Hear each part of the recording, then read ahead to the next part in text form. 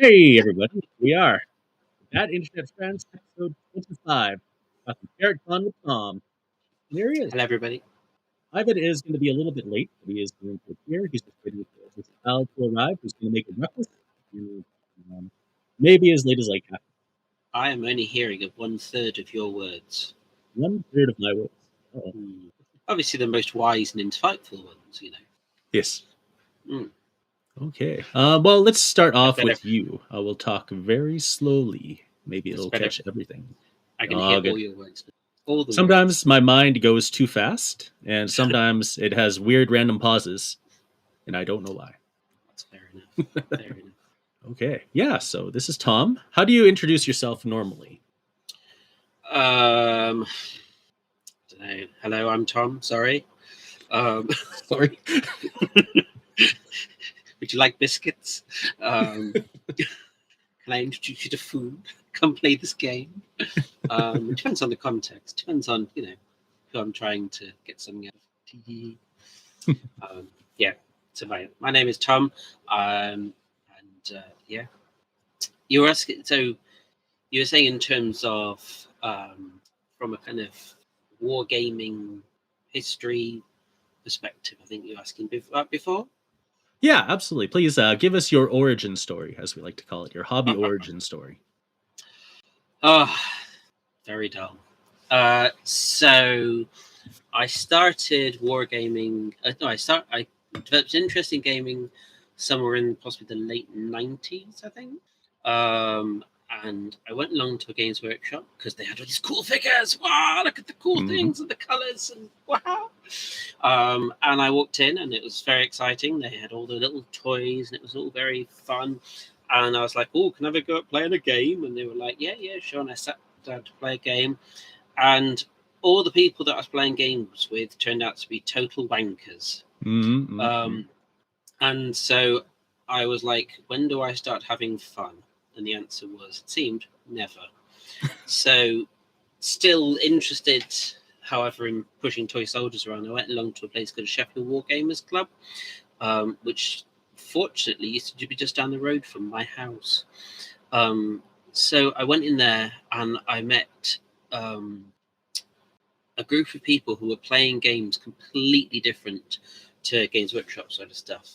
They were playing games like Crossfire, there's a system called Mega Blitz, and also so like Tim, there's a guy called Tim Gow, Martin Rapier, John Armitage, and Nick Mitchell. Those were they were the dealers that got me in. They were the ones that just kind of showed me this world of wargaming that was kind of very make it up as you go along, but in a structured kind of way, or just make it up as you go along.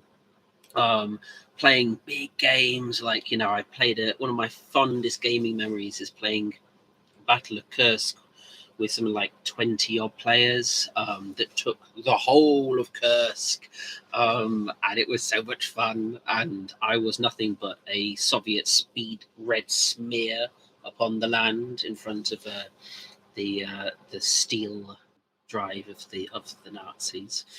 But just, I think what they just, it was, I don't quite know how to put it. They were just such a fun group of people.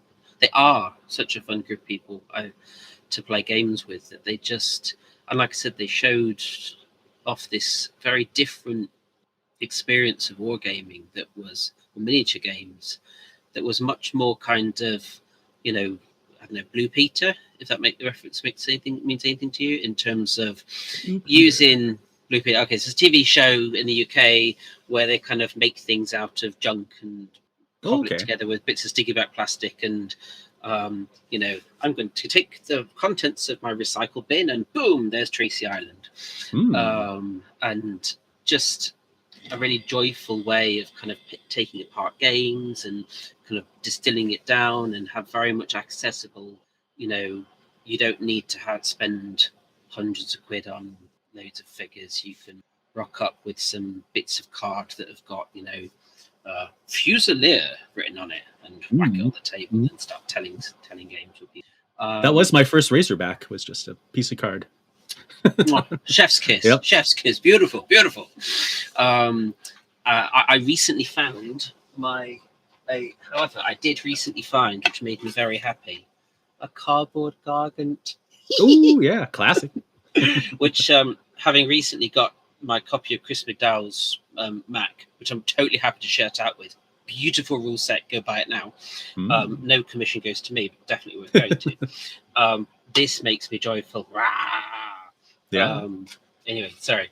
So, just games like that made me very happy. Okay, so the club you were mentioning, Mhm. you've been with them for quite a long time then. No, so I was there for quite a long time until I went off to university, where the wargaming side dried up, but then I played a lot of roleplay games. Quite a bit of D&D 3.5, but it clunks. Oh god, there's so much math, it hurts my brain. I like the idea, but no rules, no maths, please. It hurts. But instead, there's a game called Horror Rules, which nobody seems to have heard of. But the idea is that you're like characters in a horror movie, and your mortality, you're gonna die. Yeah, that's right. Your character sheet starts. It has an A4 piece of paper and two characters on it, with the expectation at least one of them will die a horrible, horrible death. And I think that just made for some really joyful. I have very fond memories of telling these stories with some friends of mine, where I don't know what were they called? They had like kind of like a squad. I think it's something like the Canaries or something like that. The story being that they were just like catapulted to whichever land Tom made up on the fly, and they would go on this adventure, and anywhere between some, none, but usually all of them would die, and in wonderfully gruesome ways. And sometimes, I'm going to roll the dice, and then an artillery shell has landed on your head, and mate, just roll a new character. So it was, that was good fun. So I did that at university during most of that, but then also lots of board games. Lots, just like, because I had my student grant, and what would you spend that on? Food? Yeah. No, games, lots of games, big games. And obviously at university, so you can play all the games because you have all the time, because where else should you be? So I nearly failed my degree. Oh no. Because I spent lots of time playing roleplay games and board games, and losing my life to Rome Total War. Oh yes. And just joyful times. There was a lot of casualties back then. I remember that. Absolutely. Just throw more into the meat grinder. Yeah. And then came back to university, then went off to university again for a different course, and again just doing kind of much the same thing, some bit of online stuff, but a bit of a desert time gaming wise. Sad face. Mm-hmm. But then since coming back to Sheffield, it's just been really positive. I've been able to reconnect with the degenerates, Tim and that lot, who got me into this damnable hobby, and are the reason why I'm currently surrounded by, you can only see some of it, believe me, it's many years worth of poor life choices and poor self-restraint surrounding me. And just be able to reconnect with people like that, and then properly finding on roleplay games and miniature games and other fun times. Oh my! Perfect. Is that sufficient? That's a pretty good origin story right there. Yeah. Okay. What leads you to today? I'm just gonna check in with the chat because we've been ignoring them. So Hi, mostly chat. it's just the peanut gallery here. We got Noised, first one in, of course. Loyal fan Noised even skipped making his delicious Italian food to get pizza, which is probably still superior to everything we get. Absolutely delicious Italian pizza. And he also mentioned that my audio was just particularly bad for everyone in the beginning of the show, so it just was a connection issue at the point. Baron Hambut is here, waiting to see if he gets banned for good this time. I feel he should. Yeah, just for reasons. It's always the debate. Whenever we see Hambut's name, we think maybe this is the time. We're not sure. And he was eating Well, his British pizza, which is probably nowhere near the quality of Italian pizza.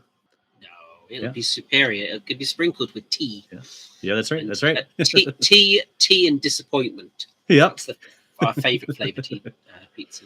Yeah. Then we got Tom here, of course. Tom Kennish, Psychic Hazard, other Tom. We will call him Tom. in this show. He's Welsh Tom. Oh, Welsh Tom. There we go. Mm.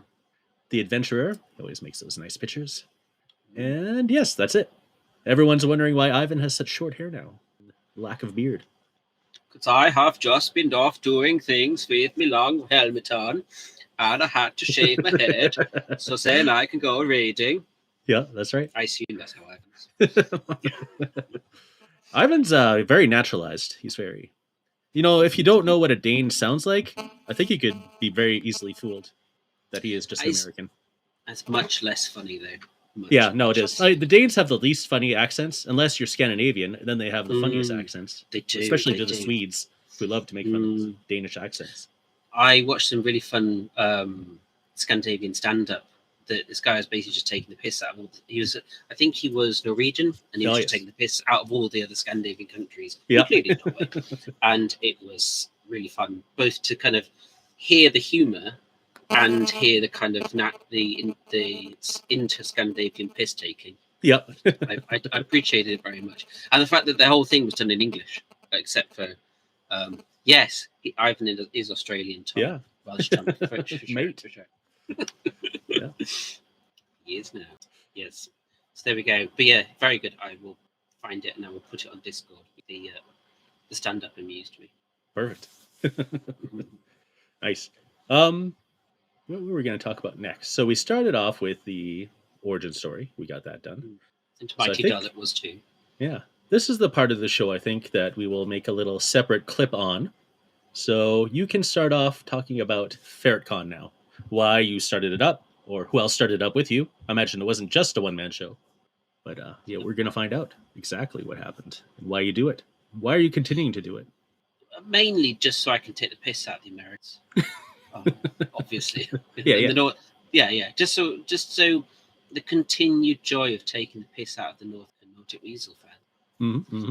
There we go. I have no other reason. Good. Thanks for everyone. Hope you enjoyed the evening. Bye. Spite is a high motivation factor in Nordic Weasel games. Ethos. Pleases my little heart. Mm-hmm. Ham says there's noise. Phone noise. Yeah, it's a bit of a internet connection for you kind of noise, which happens unfortunately sometimes. Typically to do with the wired connections, but it's going to be okay. Nothing's ever perfect for our podcast, so you don't have to worry. Talking of nothing's ever perfect, let me tell you about Ferret Con. So the story of Ferret Con is, so I like organising gaming day. I get a great deal of satisfaction from just bringing people together and playing and telling stories together and playing games. I've run prior to Ferret Con. I've done things like a Tewkesbury game where all the different players they went out and bought a little box of 1/72 scale figures and they painted them up and then they brought them on. Right, okay, you're going to be this household, you're going to be that household, you're going to be the other. They paint them up, bring them along. We fight the battle. Good times were had by. And I've also organised a gaming day for Two Fat Lardies. Again, the idea was, for a lot of these things, they come from someone saying, or me saying, is that game in Sheffield? Or when's the Warhammer Fantasy Roleplay game in the north? And people going, there isn't one. And I go, well, click, click, click, click, click, click. There is now. And like I said, that's what happened with Steel Lard. That's what's happened with Tewkesbury one. That's what's happened with Harrowing in the North, which is the roleplay, the Wolfrup roleplay gaming day I run, and to an extent that's what happened with Ferret Con, if memory serves. When are there gaming days? There aren't any. Right, there are. And I think so that's kind of partly where they come from, partly because I think it's just fun to bring people together to play these games, despite the irony of many of them being solo themselves. So yeah, that's partly. Yeah. Next question. Give you questions. Okay. And anyone who has a question in chat can definitely post it. Mm. Tom or Baron Hambut asks, "What's the current score?" And I'm not sure. It will. So what he means is the current score Oh, between yes, yes. us and the North Yeah. American Ferret, and well, and the rest of the world. So yes, the world. Come on, crack on, mates. Yeah. We are going into our 9th Ferret Con in November, 15th of November, Saturday. Sheffield, you Crook Social Club, be there. If you start swimming now, then you'll hopefully get there on time. Yeah. Yeah, crack on. So yeah, we're going into 9-0 or 0.5. Once a couple of the Americans had like a kind of 2-person Ferret Con day. We're being generous. 0.5. So 9, 0.5. But I think so that was kind of a big part of what I wanted from the day. But the other thing as well that's also very important to me is some of the other things are, one, I want to promote indie rule sets. I think in part this stems from, like I said, the origin story of where my gaming, I came from a background of playing kind of mostly less well-known or non-commercial games. And I think it's very important to me, the idea of being able to showcase, to give indie designers, indie artists, indie people just that platform in which to be able to show off their pride and joy. Because the amount of time and effort and passion that goes into these bits of work, it's just it makes me sad that they're not as celebrated as they could or should be. Mm-hmm. And I think it's not just kind of exposure. Exposure doesn't pay the bills. It's also be able to give their people money. Artists can't live on views or whatever the phrase is.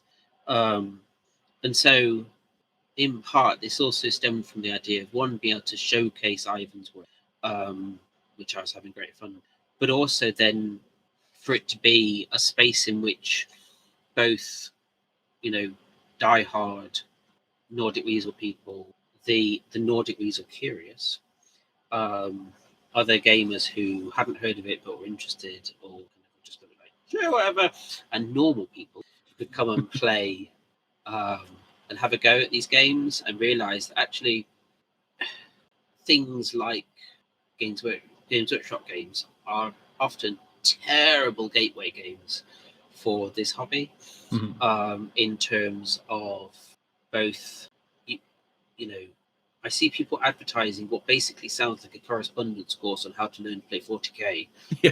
If you need a Joffin correspondence course, love, you need to go through and go through that rule set with a chainsaw, as an example. Mm-hmm. And so, but whereas, like I said, Ivan's games and many other, like Song of Blazing Heroes by Ganesha Games, fabulous rule sets, so accessible, cheap as bloody chips, and you can play it using whatever random bits of crap you find around the house. Mm-hmm. Again, probably one of the, in my opinion, one of the best gateway games out there. So it was an opportunity to give, in this case, Ivan, that platform whereby more people come in and be like, wow, we can play games with these toys and it's all really fun, and then spend money, and then Ivan can, I don't know, buy himself another long ship or whatever it is he buys. Dragon boat. Yeah. And I think that has then led through and expanded as Ferret Con has kind of grown in its own way to include things like support from and thus for smaller suppliers like Brigade Miniatures. Tony's been fabulous in terms of sending us, as a cheeky dealer. He sends us a selection of his miniatures. I hand them out. We then go back and then buy more. Ooh, yeah. Happy days, mate. Honestly, do you want to come? If you want free shit, come to Ferret Con. All right, you'll get some good stuff. And so like Tony at Ferret Con, Stephen at Moonhopper Games, he's just started supporting us, and his generosity has just been really appreciated. And Paul from Custom Patriot Games, all three of them have just been really generous in terms of supporting us, and then by extension, it gives us that space in which to say, look, these other people exist, their toys are really cool, or if you have a thing, Paul can put your image on pretty much anything. You know, yeah, possibly not an elephant, but you'd have a go at most other things. And so another gaming day that I run is Harrowing in the North, which is a kind of dark fantasy themed roleplay day, because I was told that there was no Warhammer Fantasy roleplay day in the North. Oh gosh, just London, bloody London, getting all the chuff and fun, bastards. And so it was but in that space, Wolfrup is the headline act. But again, it becomes a space in which to showcase more indie games. So not only did we have things like Knave Second Edition, which is a very good rule set, but also I'd reached out to a couple of like indie designers who are, really quite small in, tiny little, in the role play ocean by comparison. But for me, it was really nice to be able to say, I will give you money, and in return, can I print off a load of your print and play games and hand them out for free? And they were very excited, and so was I. Nice. So yeah, it was really nice to be able to then again just share that with people, to say, look, these people exist. Look at the passion that they put into these things, the time, the effort. The art's really cool, and this one involves pirates. Yar. What's not to like? So yeah, those are kind of some of the main motivators of why I set up Ferret Con and Harry in the North, and whatever silly idea takes me next. But I think the other thing that I think is also key to the fact that we're on our going into our 9th to 0.5, just to make that, drop that salt in the wound, is that we would not be on this number, or we would not be on our 9th were it not for the people who support, encourage, and kind of support and encourage me to do these things. So there's kind of like a group of, Ham, you've mentioned, Boris, Tom, Dex, and Sid, who's known as Owen. If it weren't for, I can be the nutter going, I've got an idea, woo, and kind of get the ball rolling. But I need those lunatics behind me. To kind of be like, yes, idiot, go, idiot, go do the thing, idiot. And idiot will go do the thing. And I just need, and having those people that I can rely on, and like Twisted Moon for Harrowing, were it not for those sorts of people who kind of, they're the backup, I'm at the head of the battering ram, about to bash my head into the door again and again, 9 times. They're the ones kind of using me as the battering ram. This metaphor is really going places, but I hope you understand what the hell I'm gibbering on about. And I think were it not for them, these events wouldn't happen, because recently, for example, there's been all sorts of things going off in my personal life. And recently I was getting to the point where I was a bit like, I don't think I have the brain space to do this anymore. And their response was something lines of, yes, you do, fool, crack on. Okay. Just keep going. Yeah. So back to the kind of battering ram metaphor we go. We do have a couple of questions. One has come from Baron Hamlet, of course. Okay. But we're going to save his question, because we're going to kind of cover it in the... I've run out of steam. Yeah, I'm going to drink more orangello. Oh, yes. Yeah. Stay hydrated. That's the most important thing. It's so nice. So, Baron Hamlet's question will be covered in a little bit, I think. Hi, Ham. This is your fault.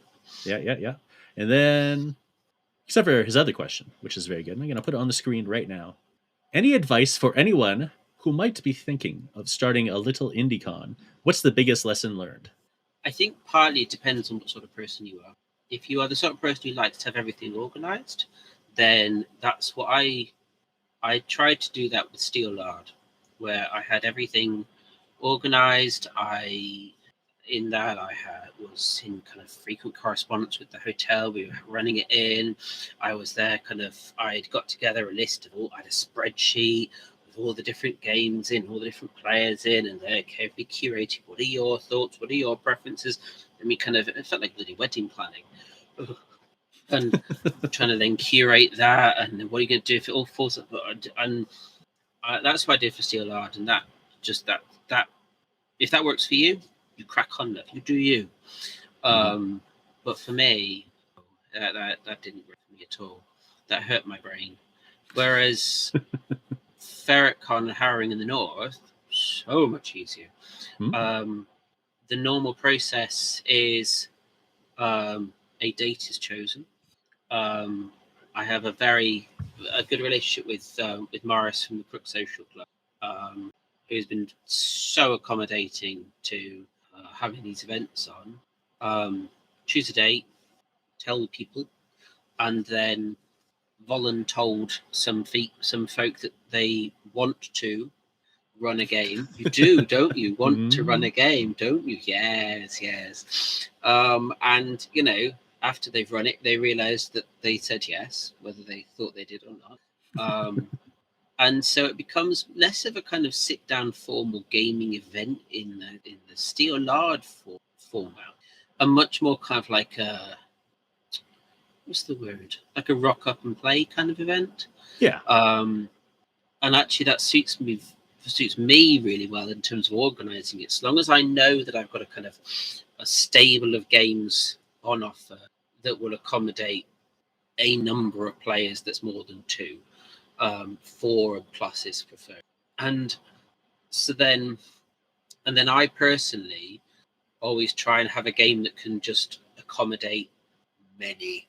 And so if you're going to organize it in that respect, then my suggestion would be to have the people who are kind enough to run a game, just let them do their thing. If they can stretch it a little bit, so much the better. But then for you to have a backup that you can accommodate any, like I said, in the past, they've usually been Starport Scum roleplay things that I've run, and they've gone from anywhere between 2 players to 12 players. So and actually the 12-player game was hilarious, and all the characters were called Tom. And they were all bumblingly incompetent. I don't know what the players were trying to say. Cheeky sods. I just didn't. So 1, find an event that's hopefully cheap and cheerful. 2, find stalwart, handsome, wonderful, wise people who will run games for you. And Hambut. And Ham. And Ham, we let him in. He always runs the same game each year anyway. It's beautiful, So yeah. And then you've got those games, and then tell as many people as you are able through as many channels as you can. And if you have people who are good at that sort of stuff, get them to do it. And then I think the other thing that I have come to accepted, certainly for the first one, when I didn't know how many people, if any, there were going to be, I kind of mentally planned that I was going to run a solo game. I had this mental image of the first Ferret Con just being me, just in the pub on Midside going, "How can I move the little figures? Bang, bang. How much do they move? Oh, this much. Oh, bang, bang. Oh, I'm dead. Oh, not again. Oh, you cheating sod." But yeah, so I think those would be some of my suggestions. And the other thing as well is, if it starts feeling like hard work and like an actual job, if you're enjoying it, crack on, love. If you're not, find something else to do. Come play a game. Come run games at mine. Yeah. Ham. Yeah. Well, we didn't shout out Dex McHenry. So, hello, Dex. Hello, Dex. Dex does amazing scenery. Just when you see some of his terrain that Dex makes, you're a bit like, I think I'm just going to put all my stuff in a bin Yeah. He did this amazing bug hunt game with all the deserts, and he had its islands. I didn't get to play it, but I was there going, "Oh, it's so lovely." Yeah. I think there might be photos of it on the Ferret Con website. Nice. Definitely, Yeah. people should check that out. It is in the link in the description. Should. And of course, when you're there, you probably should just buy a ticket, even if you can't attend, right? Or just rock up. Yeah, You yeah, know, just That's what most of us do, including take me. the flight over. I do have a Yeah. question about travel. Okay. For you guys, what is the longest distance for one of your participants to travel? Would you say, like, who has to go the farthest? The most regular furthest is Welsh Tom. Hmm. I admire the fact that anyone who comes from stuff in Wales, yeah, I I appreciate the fact that I think he is the furthest travelled, and I appreciate that one, he travels all that far for my stupid gaming days. Two, he then willingly endures whatever crap I throw at him from under the name of fun. And three, once I sent him out, we were playing a game, and on the little the challenge was he had to go outside and fetch me a leaf from the car park, and it was in like a Franco-Prussian war game. And he's been like, "What the hell's this?" And I was like, "Leaf, please!" Crazy.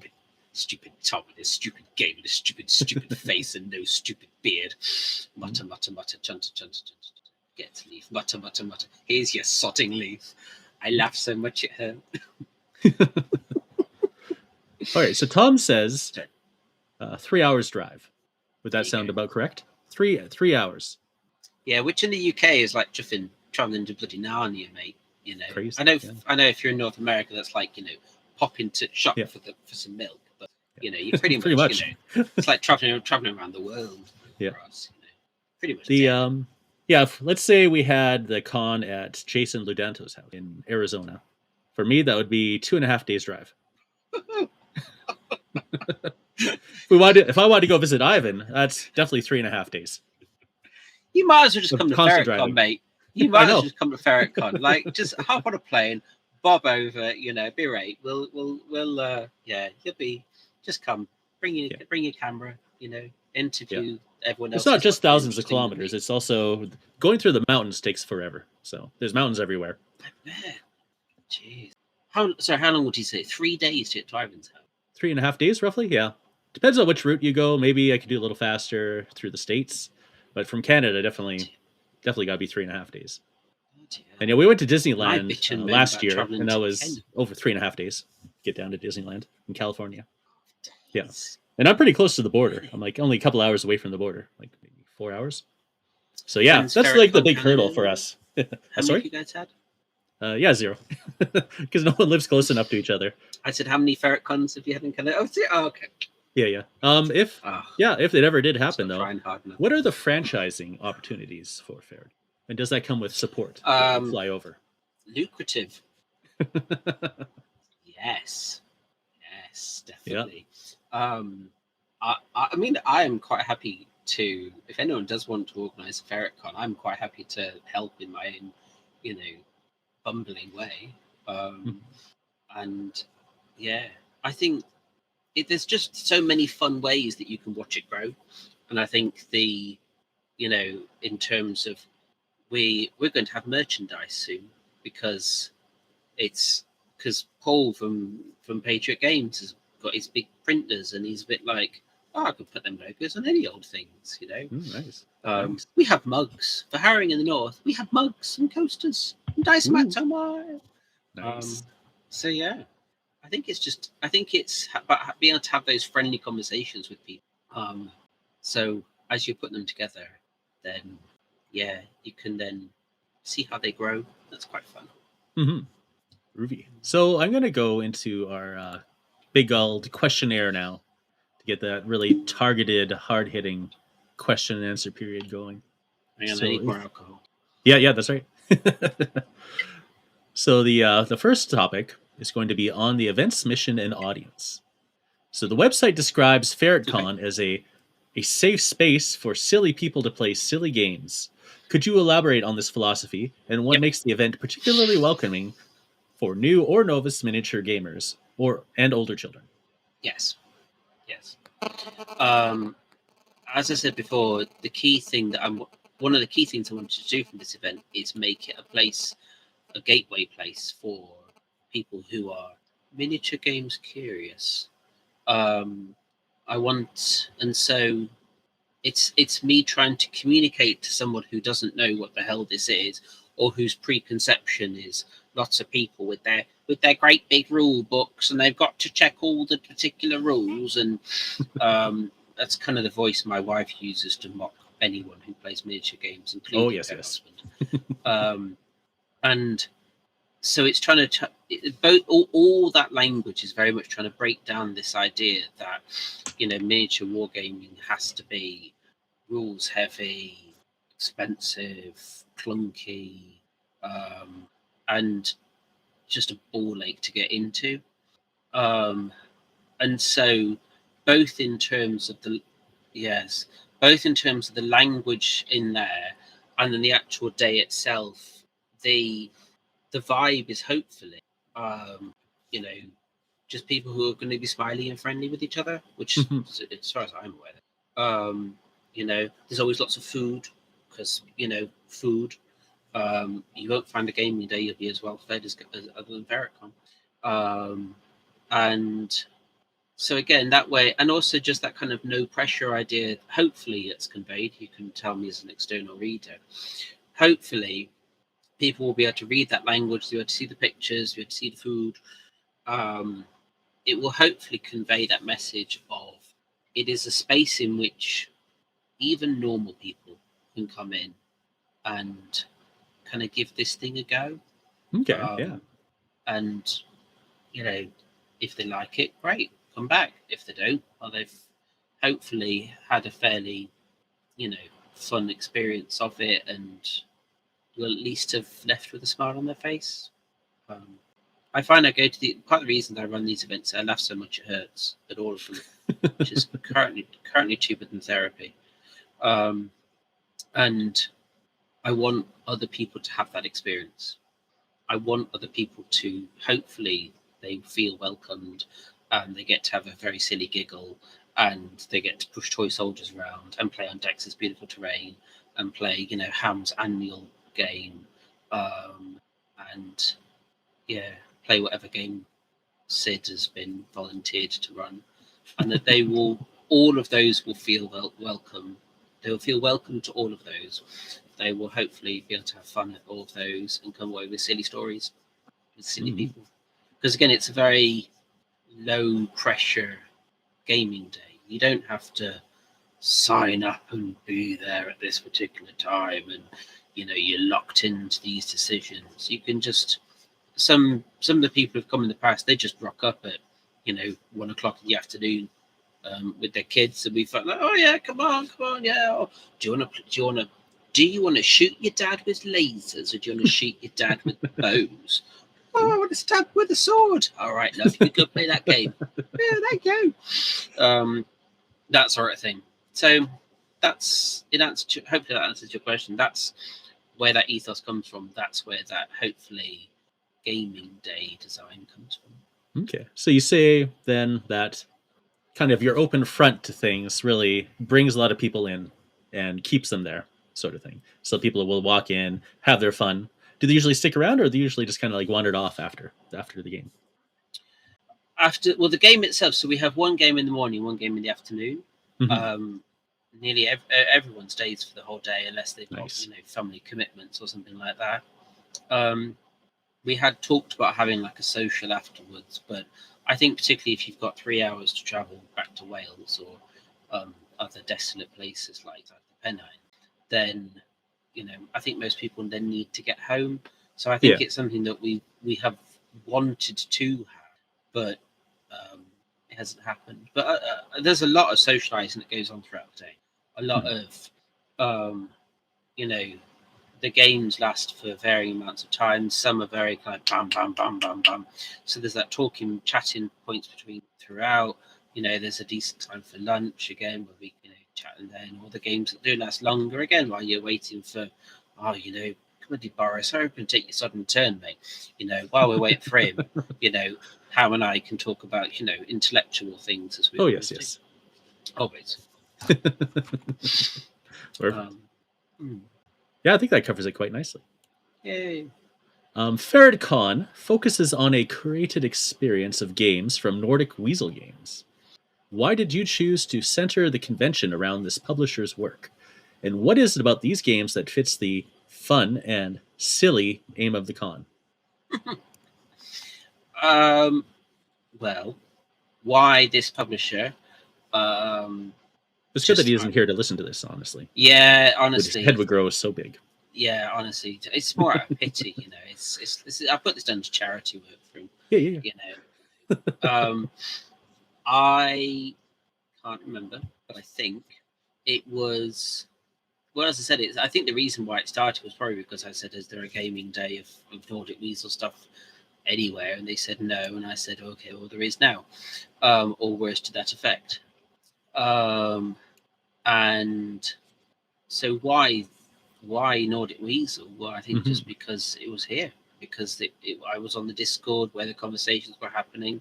They seemed like a friendly group of people. They turned out to be a friendly group of people. Mhm. Um, and then also, I think because Ivan's rule sets he's an indie publisher. Like I said earlier on, that promoting indie designers to say, look at what these very creative, clever people can do, and Ivan as well. Um, you know, they I want to showcase them. I want to say, look at what these people can do. It's really cool. You should play their games. Mhm. Give them money because they need your money. Um, and so that was a big part of it. And I think also because he has such a stable of such a variety of games, variety of settings, a variety of systems that there's something for everyone. And Mhm. so again, that's the other nice thing about it is that fun fun can then be had from all of them. So if you like this sort of system, well, or if this is your bag, then you can play this system.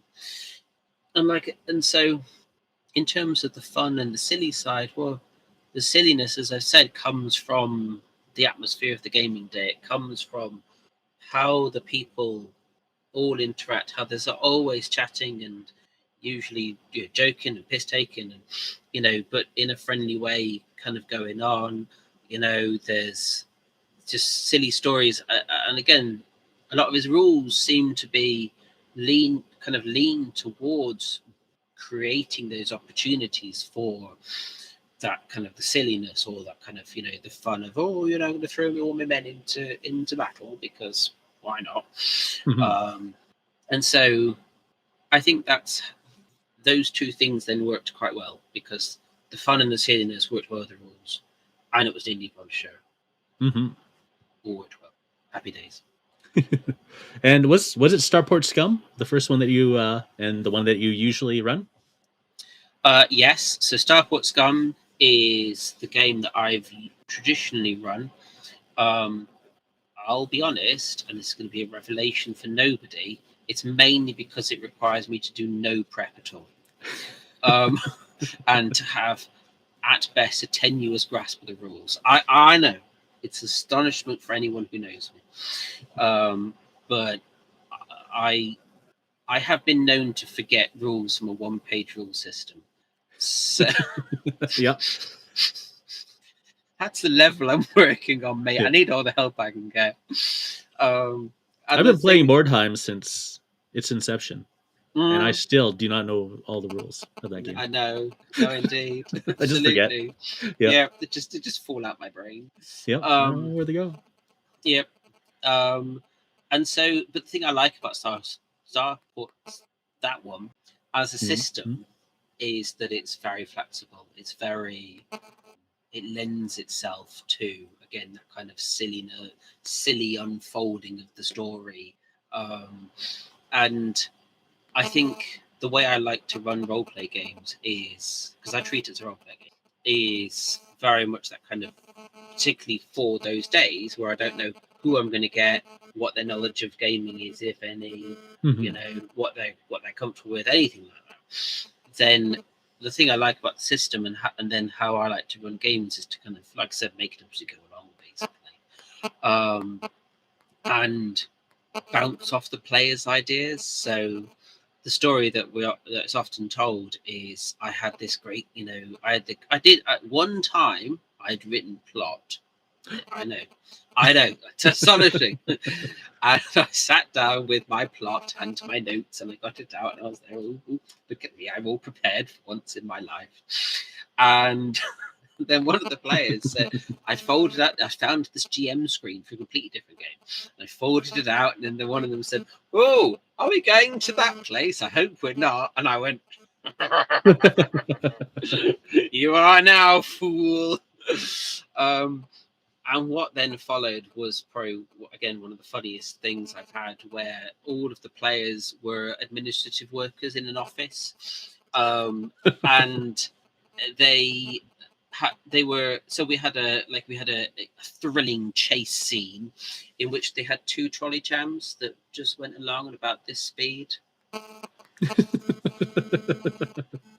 And however, the way we were describing it, they were like leaping off with one step off, using the kind of really kind of like, and they were jumping up. No, come on. And then they were chasing these Baddens, and they got to the Baddens. They had to go on a ship to this. It's like a kind of tropical island kind of picture that they'd got. No, I can't easily get it without standing up and showing you my butt, which I won't do. Public decency sake. I am wearing trousers. He quickly adds, "I am wearing trousers. Let's see." It is optional. Didn't tell me that. Anyway, so they got to the they're all chasing on this trolley tram that was traveling at this blistering speed of about this much. Oh my gosh, it was so exciting. How could we cope with this fun? And they got to the queue, they got to the boat, the boat, they're all going to get on with the Baddens, and they all then joined the queue. And they very slowly got on the boat, one by one. While they're in the queue, they were giving the goodies and the baddies, giving each other filthy looks and saying, snide comments about the other person's filing system and how, they'd stolen all the paper clips. And then they got to the South America, wherever it was, and then a different chase scene happened on a train, because I'd recently seen a Bollywood film, and then the culmination of this many-hour hilarity of admin fun times was, instead of the dramatic fight at the end of the adventure, I got them all to fill out paperwork. Oh yes. So they if ever they wanted to hit someone, they had to fill out a form, or if they wanted to fire a weapon, they had to fill out. And it was like kind of little bits of paper. I got them to out like requisition forms for bullets and like health and safety forms, and just honestly, it was so funny because all the players. I, the undersigned, request 14 shells from. Okay, there you go. And that's the thing I like about Starport Scum, is that you have the flexibility to then, stupid ideas come from the players. How different of a world would it have been if Modiphius had gone for Starport Scum and Ivan didn't stop him? What if Starport Scum was the big game? I feel it should be. And I should get commission. Oh, yeah. Tom's work was vital. No, I mean, yes, it was. All the wise insights that I never provide. Okay. Yeah, so Modiphius, if you're listening, Starport Scum, grab it while it's cool. That is the one, like originally they came to Ivan for Starport Scum. Yeah. Yes, Ham, I can, however, confirm to all listeners that Ferret Con is a trousers. It is a trousers. Yeah. Really? Yeah, but Ivan said Pi Parsecs is the better of the two. Why Starport Scum and why they went for the other one? Not sure why they decided on Starport Scum to begin with. I think it's because they're more of a role-playing community or company. And Starport Scum fits that Ham is right. flowing. Ferret Con is a trousers on event. Sorry. Yeah. It's I will neither confirm nor deny that. Yeah, just because of the procedural generation and the traction 5 parsecs it had up to that point anyway, I haven't felt it would be the better game to launch with. I think it was a good decision, honestly, but still, That makes sense. Starport Scum was the first game I ever bought from Nordic Weasel Games. So Really? it's a good one. What fun systems and stories have you told with Star Wars? None. I never played it. I just bought it. It sat in the hard drive of shame. I bought a lot of things for it, and I read it. I'm like, okay. And then a friend's like, oh, you should try 5 parsecs from home. I'm like, okay. I'm like, oh, this is the one. And that's the only one I ever played. Yeah. Yes. Having lots of games that you own and never play. Haha. Who would do such a thing? Haha. Haha. Haha. Don't look behind me. Don't look behind me. Don't look behind me. Okay, so we're going to go on to the next round questions on logistics and future. The cost is quite reasonable at £10, with children free. How did the sponsorships from companies like Brigade Models, Patriot Games, and Moonhopper help you keep the event so accessible? Funnily enough, not that long ago, Ferret Con was only a £5.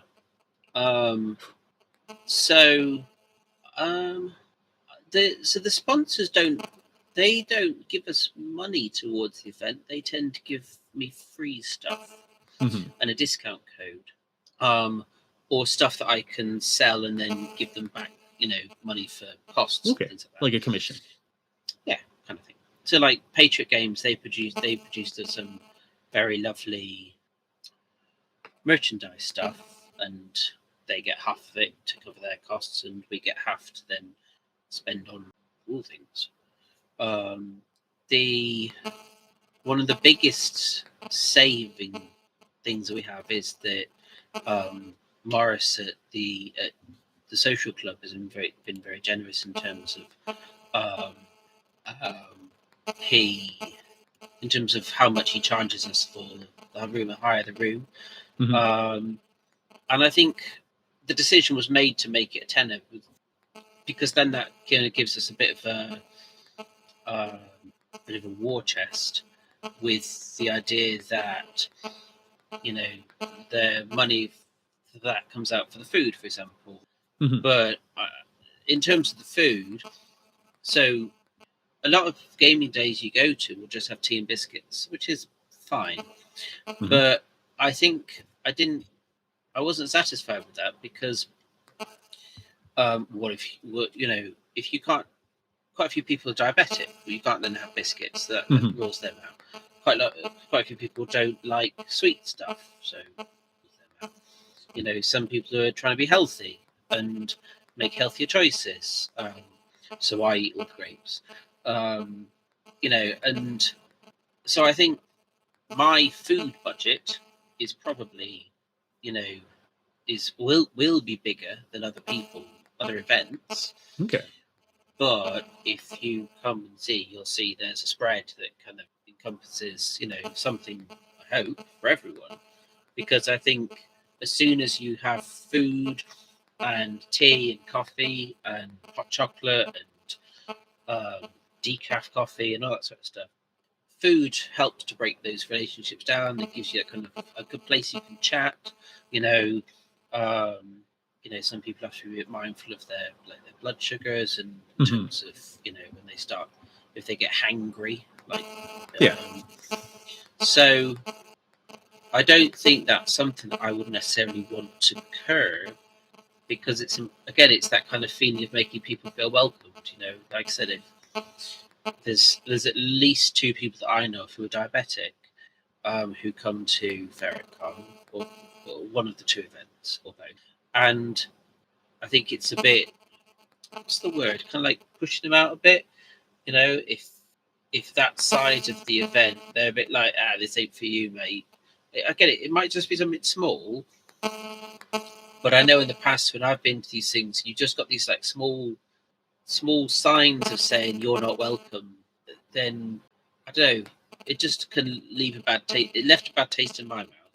Yeah. And so, pun obviously intended. And so I think, that's where things like the costs come. One of the big costs comes from this thing.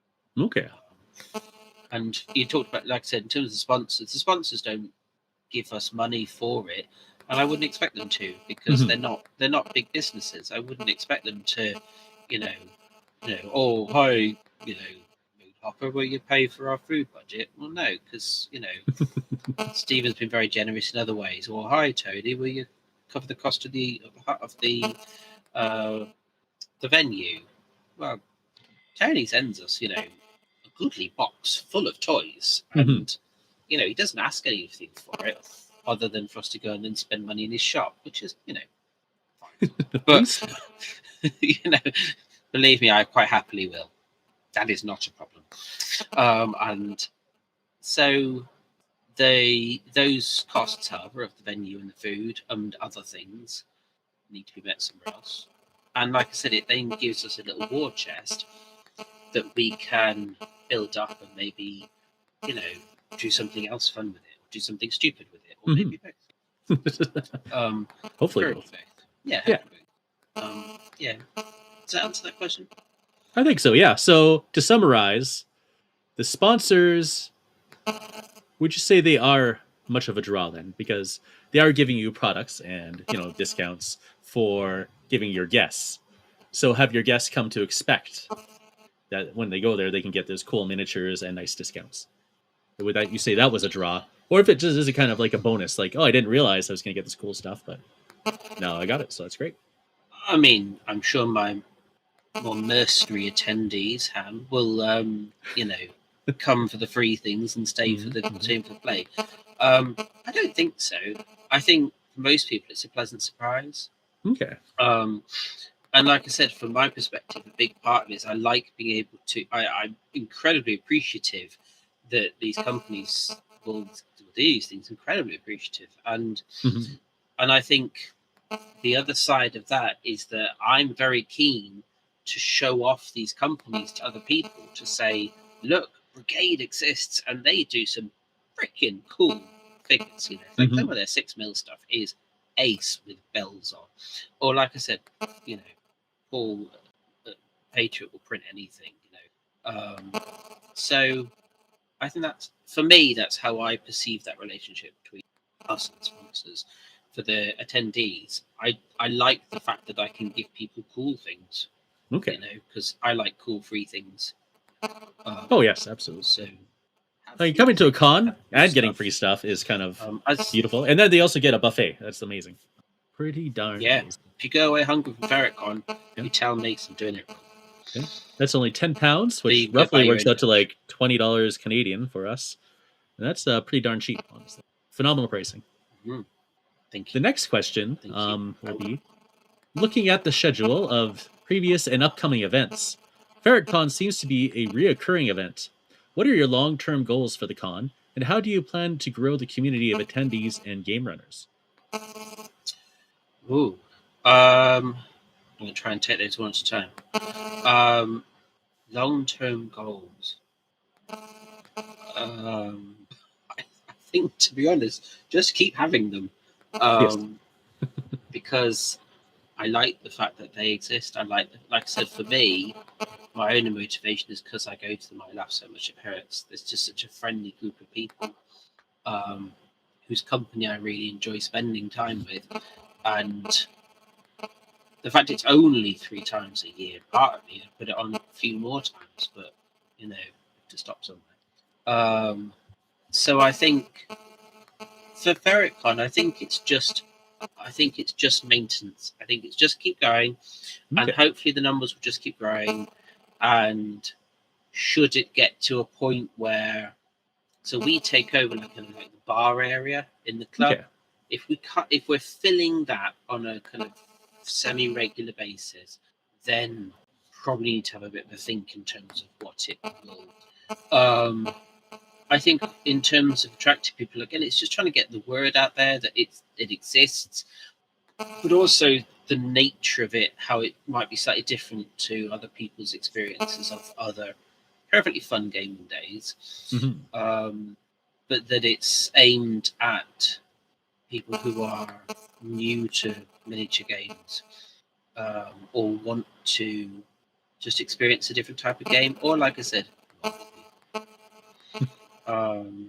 And in terms of increasing the number of game runners, well, I am perhaps a little shameless Oh yeah. in volunteering people to run a game. Perhaps, maybe that accusation has been made.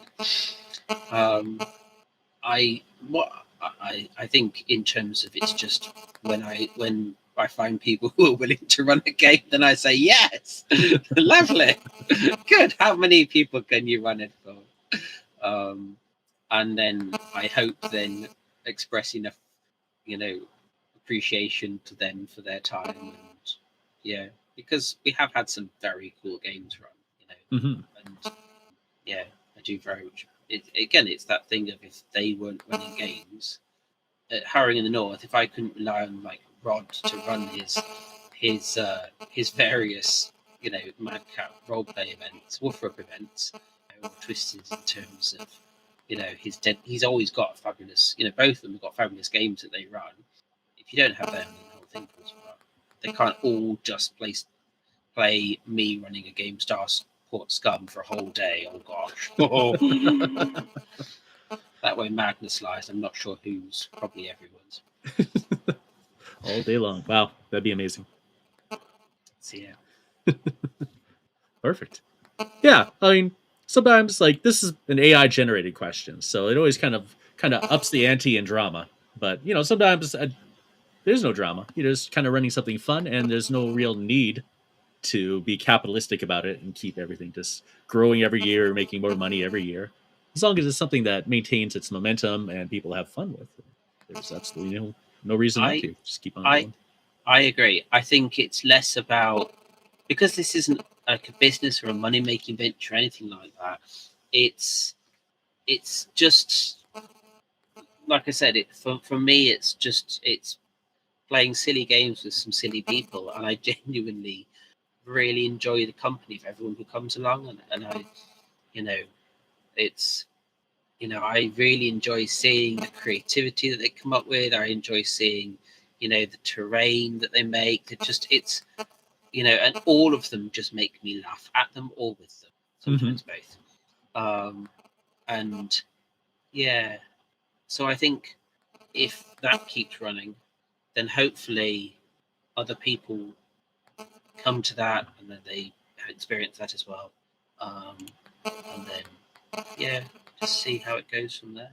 And like I said, it's that opportunity as well. As I said before, and I said again, to show off less well-known games, indie publishers, just one person and one man in his small publisher stock. And the last question is probably the most important question for you. What is the process for someone who would like to volunteer to run a game at Ferret Con? You fool. Would probably be to email me, send me a message on Discord, and yeah, I accept most games. I don't think there's any that I haven't accepted. And if you tell me what you're going to run, or if you tell me you're interested, then what I'll do is I'll encourage you and keep encouraging you. You can be like, really good. I'm really looking forward to your game, Boris, that you should finally run. Boris, who's come to pretty much every single Ferret Con and says you'll run a game. Boris. So, if people like Boris want to run are going to run a game, then yes. And if you want to come, just rock up. If you can message me beforehand, that's helpful. But if you're just going to come as an attendee, just... So typically you could be pretty accommodating for last minute game runners. Oh, absolutely. Absolutely. And even things like knowing the rules is entirely optional. Sometimes you've got a vague idea what the hell's going on, or say it with enough confidence. I've managed to get by this long, and no one knows that I don't often know the rules. It's a secret. Yeah, that's right. Absolutely. No one's figured it out yet. Hypothetical situation, though. What if someone did show up all sweaty, wanting to run a 40K, game all day long at one of your tables? 10th edition. Is that what it is? I think that's the latest one. Not the fun edition. The 10th, like the latest one.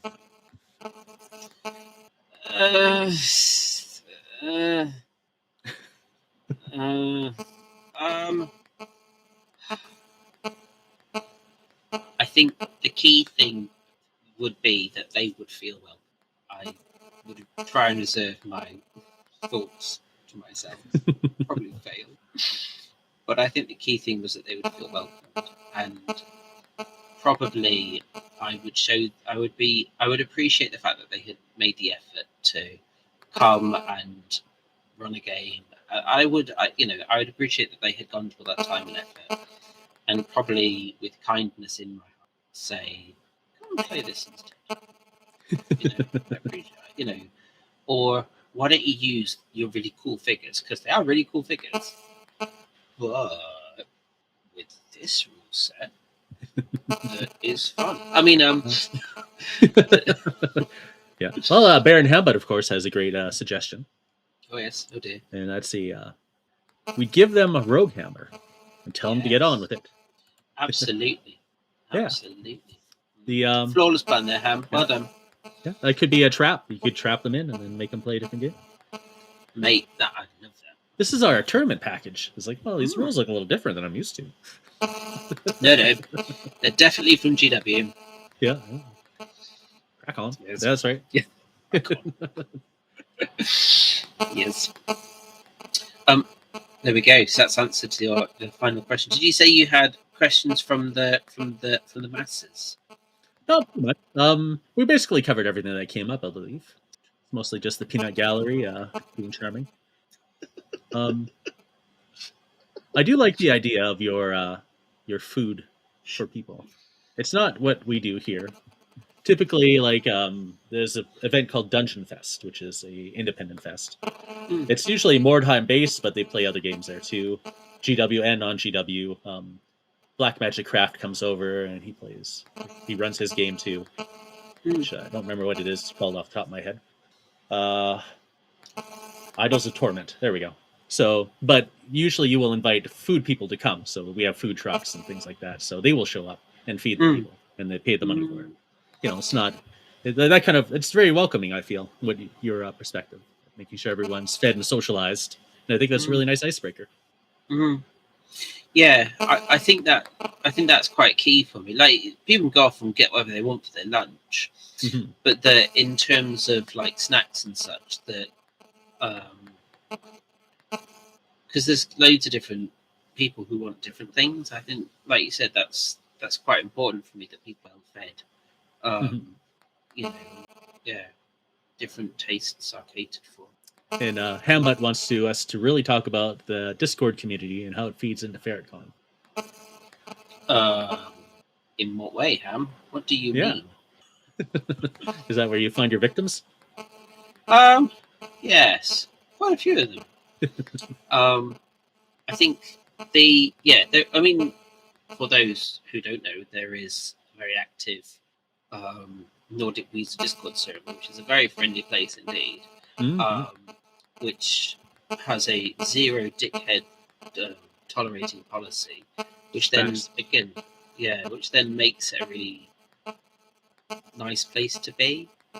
And I think a lot of the people who have come to Ferret Con, but not all, have come from there. And I think, again, that's quite a nice space to then talk about these things, joke about these things, remind the world that the UK is 9-0 nearly, if I haven't mentioned that.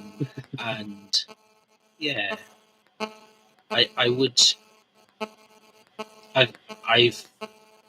engaged with various different wargaming social media type platforms, and I think that the Nordic Weasel one is by far and away one of the most welcoming and friendly.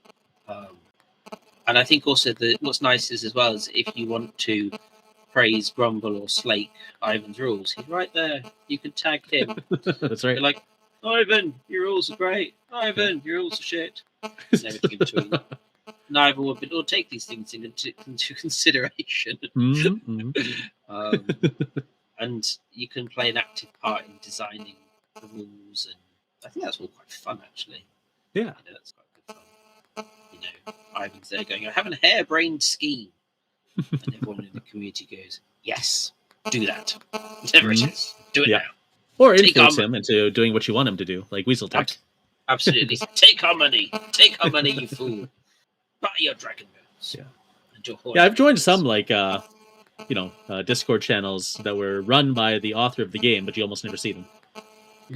It's like, oh, it's kind of weird. That is kind of weird. And I think other ones that are you join and most of the conversation there is no just tumbleweed. Yeah, that's right. Yeah, without Whereas the it's- author there, it's like that's the draw, really, of their stuff. And Yeah. if you're just talking to each other, you could just do that anywhere, really. You just go on Facebook and do it if you want, Wow. where you can really cut loose. Steady on. Yeah. Yeah, no, I agree.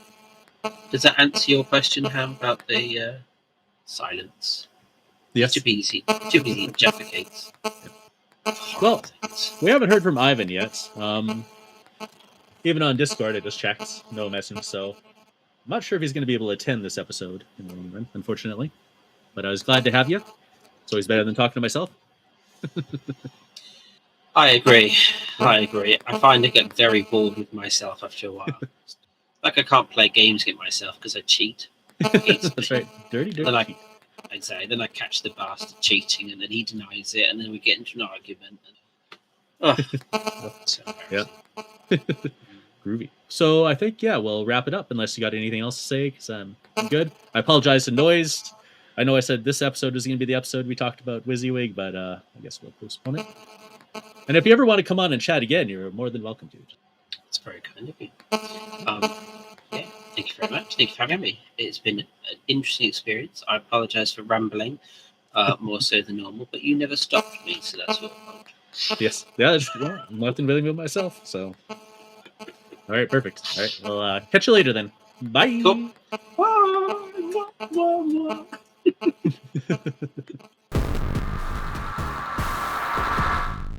This episode of Bad Internet Friends was streamed live on YouTube and Twitch. There is a North American friendly live stream every second Wednesday of the month and a European friendly live stream every fourth Monday of the month.